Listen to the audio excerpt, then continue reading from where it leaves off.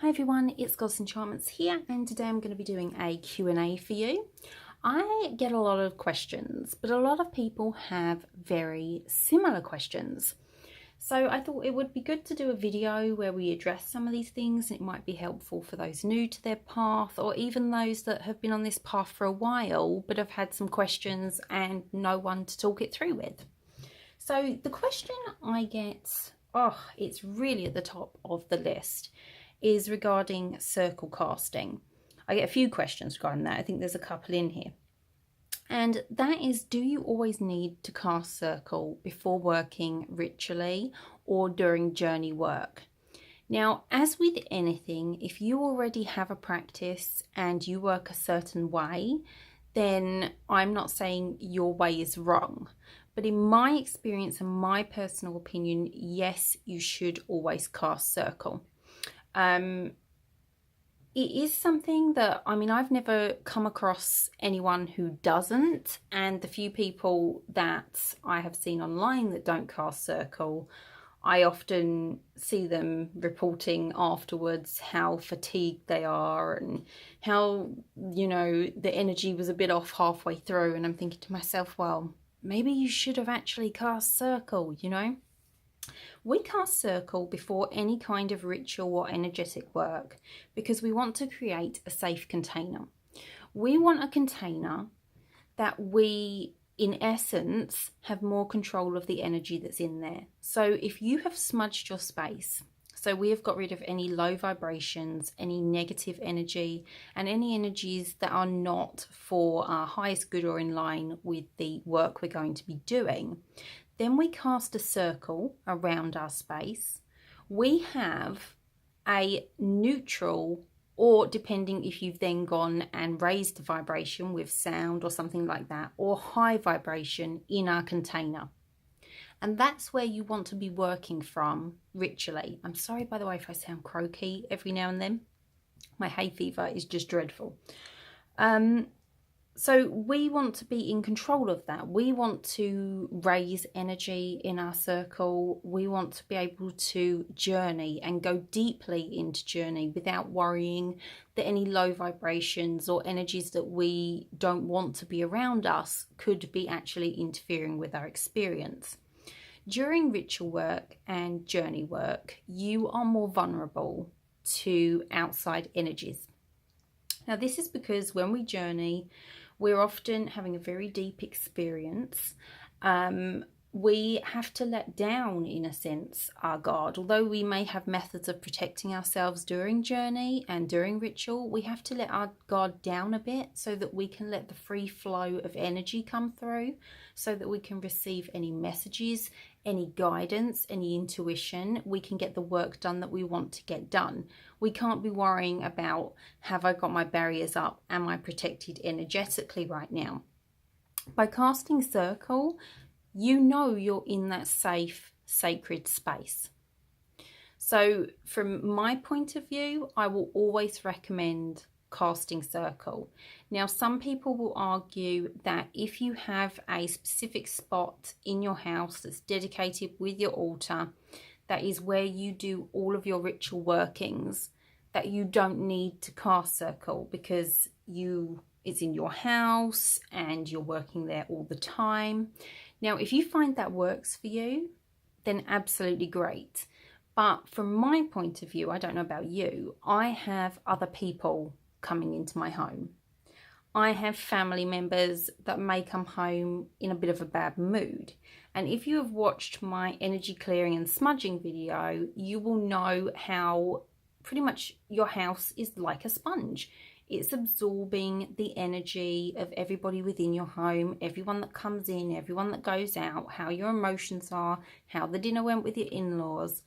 And I don't want these things interfering with my magical workings. And I also don't want to have to do an entire house clearing right before ritual, or even an entire room clearing, unless it's a really big ritual, then I would advise it. But if you're just sitting down to do some small ritual work, if you're coming in and you're going to honour the Sabbath, if you're going to do a journey, then you want to smudge your immediate area and cast your circle and you know you're good.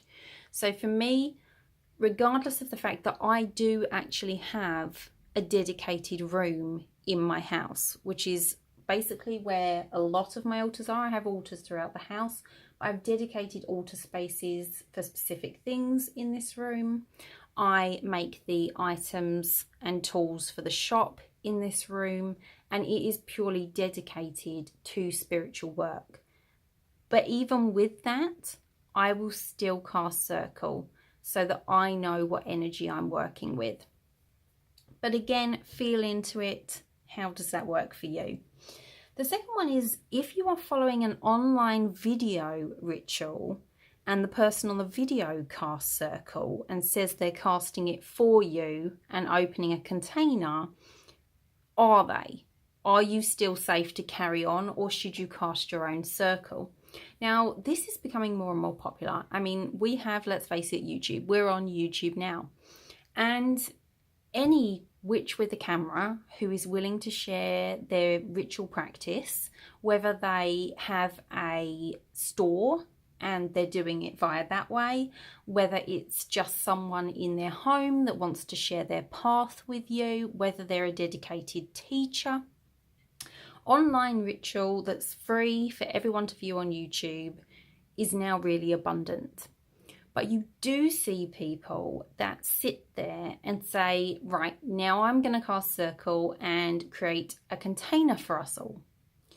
And a lot of people then assume that there's somehow in that container and in that circle, even though that ritual, you know, regardless of whether it was live or you're watching it later, there's just no way that they have come into your space and created a sacred container around you specifically. They don't know where you are.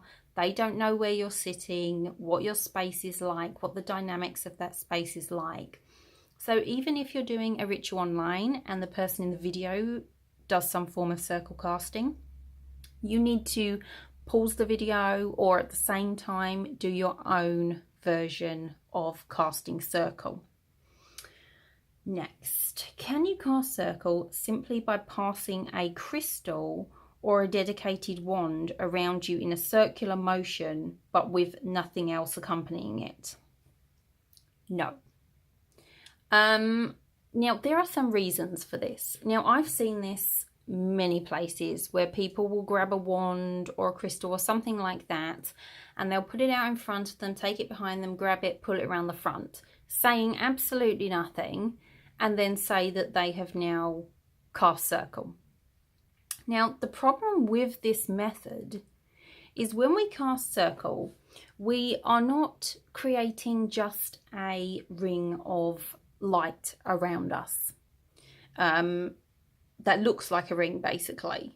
We are creating, if you like, a bubble. I like to try and explain it that it's a bubble or a sphere or a ball, you know, like on those empty Christmas balls you can get and fill with things, or witches balls if you make them, and you're in the middle of that ball, and then you want a shield above you, you want a shield below you, you want to be in the bubble.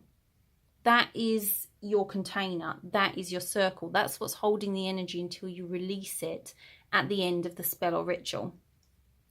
So even if them pointing their wand out automatically drew the energy for casting circle, which we'll get to in a moment, it's not actually a complete circle. You will often, if you watch circle castings, either coven ones or solitary ones, you'll often see the person going around the circle.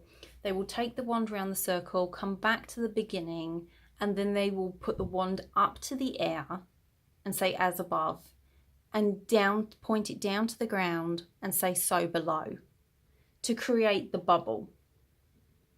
So you do need to create an entire container for yourself. You can't create part of a container, expect it to do the job that a full container would do.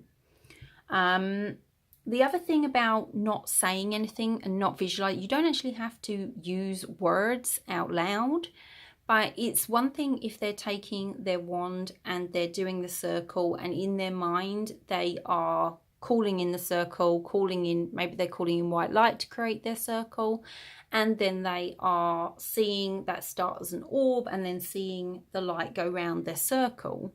But if they truly are just whipping the crystal around them, whether it's on the floor, whether it's at their midriff, that's not actually doing anything. I mean, anyone can get a wand. I mean, you've got children that have got Harry Potter wands, replica wands, that are swinging them around themselves, and they're not casting any circles. So you do need to have intention behind it. Intention is key when casting your circle. And you don't need a wand or crystal or something like that to do it. You can actually do it via a visualization method, but you do need to call in that circle. You do need to cast that circle, make sure it is a complete circle or bubble of protection, as I like to call it, and you need to release that as well at the end. So it's up to you if you do it verbally, if you do it via visualization, whatever works for you. But I don't recommend just swinging a wand around your head and thinking a circle's cast. I don't really know where that's come from, but weirdly I get asked it a lot. Like, I don't know where the beginnings of that, I've seen it a lot. I've seen people do it a lot actually in videos and things, but I don't know where that originated. But either way, that's my thoughts on that. Can a crystal be used for more than one purpose at a time? Now, it really depends on your meaning behind it. If you mean, can I take this fluorite sphere? Can I put this in my home with no particular charge or intention? And then will its natural energies and correspondences work through my environment? Then yes, so technically it is working on different levels and with different correspondences by itself in your environment. But if you have dedicated a crystal, cleanse, charge, programmed it to a specific purpose or intention, to a specific working or healing, or as something you take into journey with you to record anything you're not ready to receive, then that crystal should only be used for that.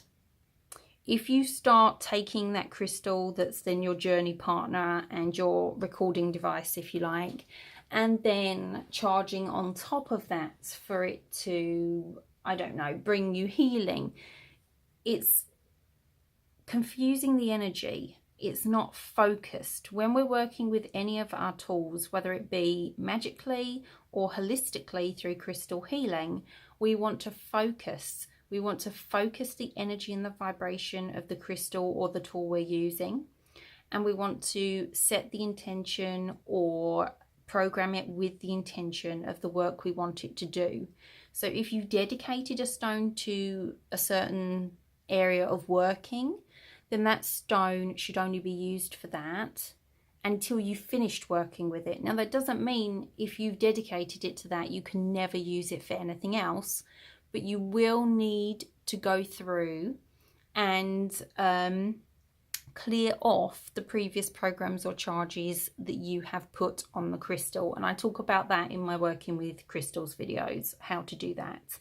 But then once you've fully cleared it and you have taken out that previous program, you can reprogram it, recharge it, etc. for any other intention. So it's not a permanent thing unless you want it to be a permanent thing. But once your tool's dedicated, then it really is going to benefit you the most if you keep it just for that one intention. I'm just gonna have a drink because, like I said, the hay fever, oh my God, is horrendous here in the UK. Okay, next. If a ritual calls for a specific stone or herb I don't have, can I still do the ritual with an alternative I already own? Yes, it is as simple pimple as that, as I like to say. Do not listen to anyone. If anyone ever tells you this, they are not someone you want to be taught by or taking advice from.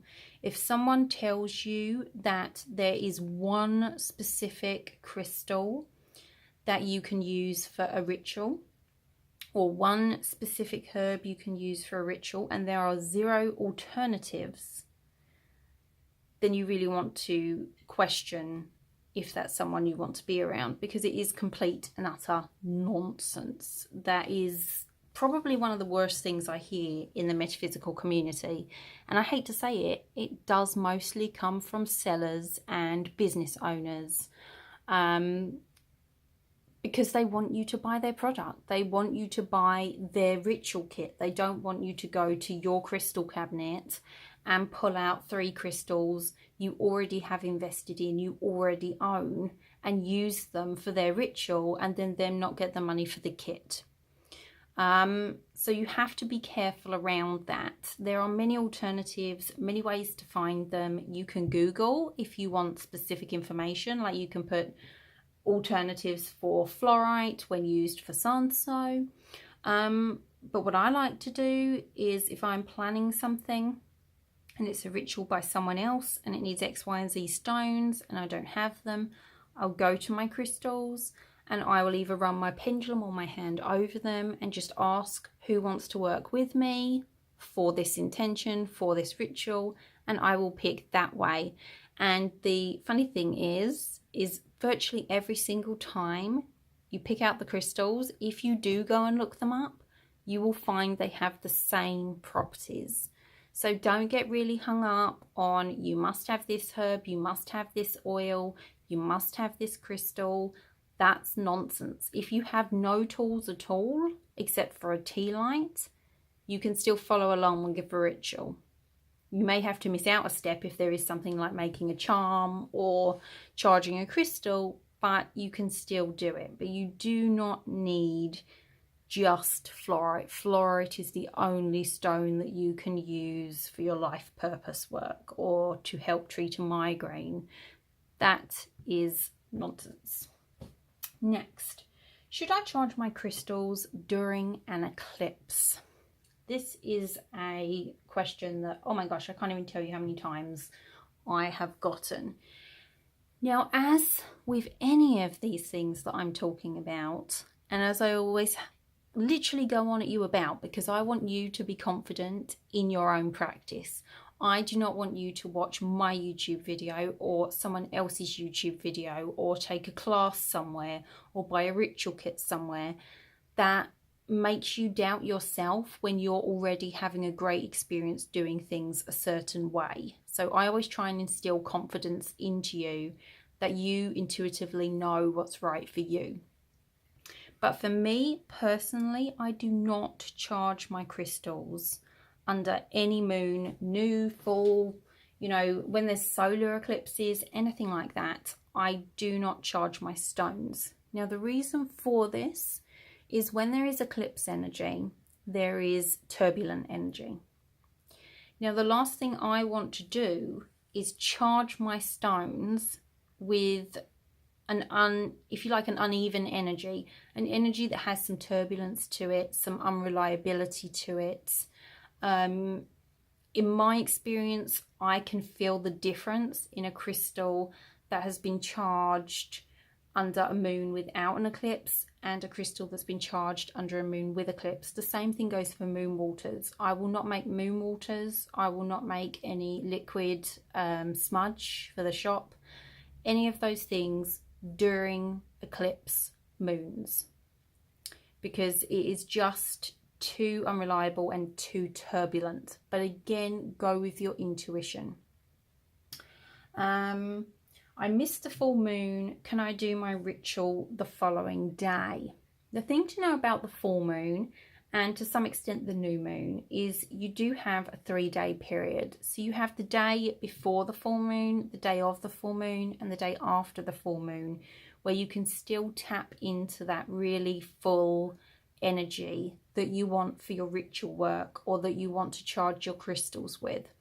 So you don't have to be as strict as, if I can't be there at the exact time at 4:32 a.m. of the full moon to do my ritual, then I've missed it. You do have that 3-day period, but it's always wise to be aware that after you've had the full moon and then it's the following day, the day after that, the moon is classed as waning.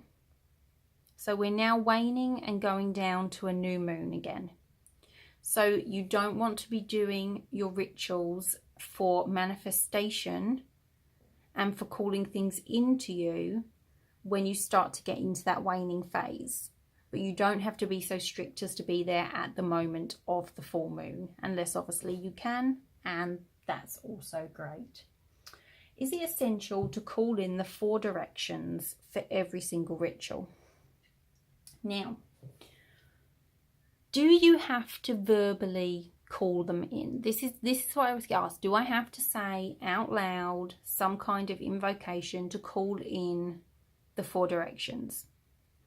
Now, this is really down to personal choice. For me, it varies.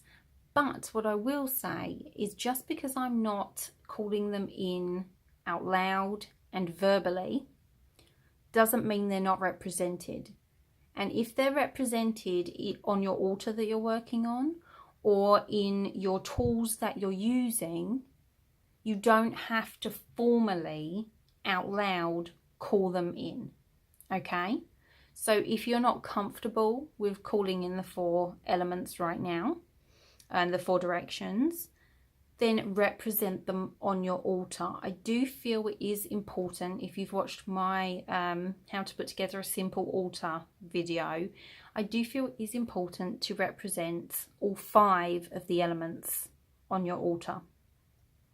And during any kind of spell or ritual work that you're doing. But for me, that doesn't mean I have to out loud formally have some kind of wording to call them in, because I have mindfully and with intention represented them in my ritual or on my altar in my working space. So it is recommended, I would say that I do recommend that you have your representation of them at the very least. Now, the reason being that I feel it is so important to your ritual to have these representations there is because, yet again, what are we doing? We're working energetically. We're layering vibration.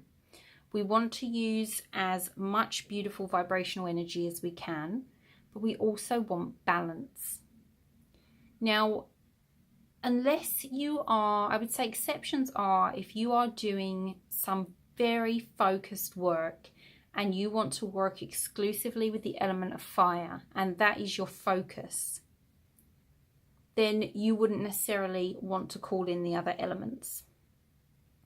But even then, I've been doing some very intensive earth work lately, and I still have all the elements represented on my earth altar. Even though if you looked at it, you would just think this altar represents earth, there's still something on there for all the elements.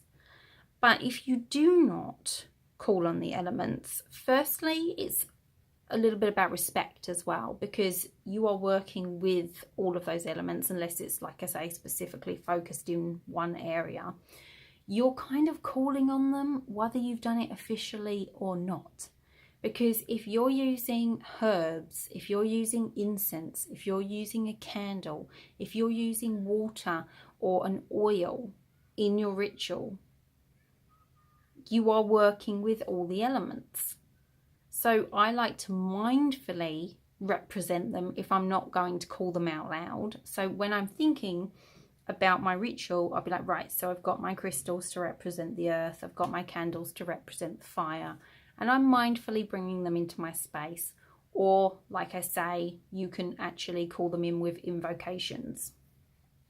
But things become slightly unbalanced when you don't do that. And we want to have as balanced of an environment and as balanced energy as possible to really make sure that we are, let's face it, manifesting as best we can.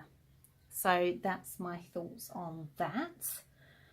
Why do some spells not work? This is the last one we're going to cover today, otherwise it will be a hugely long video. Sometimes spells don't work.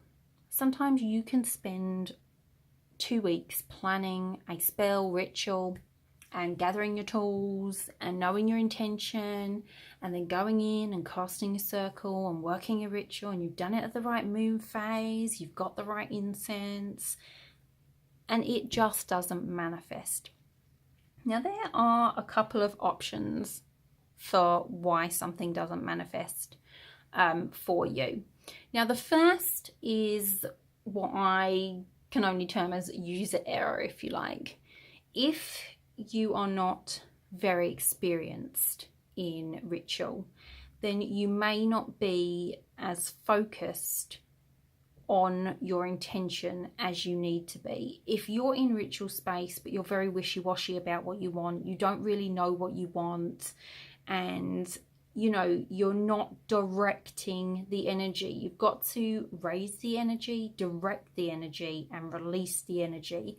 If you're not achieving that during your ritual, then your energy is going to be kind of all over the place, not really know where it's meant to go, what it's meant to manifest, not be, you know, as high a level and as high a vibration as you need. So it may just be a flop spell. Then the other reason that spells don't manifest is because they're not meant to at this time for you. Now, that can be really hard to hear sometimes, because if you really, really want something and you are putting your energy and your time into your ritual work for it, and it's just not happened, and you're like, well, why? Because I really, really want it. But it could just be that right now, where you are in your path, you are not aligned with that intention. You are not ready for whatever that is to manifest. Even though you may think you are on a conscious level, you're actually not ready. There could be a reason that if that did manifest right now, it would completely affect something else that is meant for you on your path. So your guides have intervened. So the universe has intervened so that other things can play themselves out. So not everything, we can't have everything that we want. Magic isn't the fix-all, be-all. You have to actually put the work in and get yourself in that position, which brings me to the last reason, or the last main reason spells don't work, because you haven't continued putting the work in. If you want a new job and you work a spell for a new job, and you literally just do that spell, and then you sit in your house going, la la la, oh wow, no one's, you know, dropped a letter through yet with the perfect job for me. No one's called me up saying, here's a job for you. That's not going to work. It's, when you do spellcraft, it is a helper. It is a way to put that energy out there, to say to the universe, I'm ready. I'm going to try my best to do everything I can to get the type of job I want, but I need your help to give it a push and to help me be in the right place at the right time, to help me make sure I'm coming across the right way in interviews and being the best I can possibly be. So it is an and, not a singular thing. You have work to do for that. The same with any kind of ritual where you're asking for something to come in. If you need extra funds, it's no good working a prosperity spell and not putting any effort in to having ways to manifest that prosperity in your life. You're not going to manifest prosperity sitting in your living room watching the television. You have to show the universe that, okay, I'm doing my bit, so can you help me out with this bit? And give me the extra shove and give me the opportunity, because that's what the universe is great at, giving you opportunities, helping you come across at your best, helping for you to be surrounded in positive energy that helps your cause. But it's not going to do everything for you and hand it to you on a platter. You've got to show the universe you're ready to do the work, you're willing to do the work, and basically you're showing up. So that's it from me. I hope you've enjoyed this Q&A. If you've not already, do subscribe. There is a giveaway going on this channel at the moment, so check out that video. If you like these beautiful altar bowls, let me tip those out. These are stunning. They are on the website at the moment, but very limited. Come over and join the closed Facebook group. Have a wonderful day. Blessed be.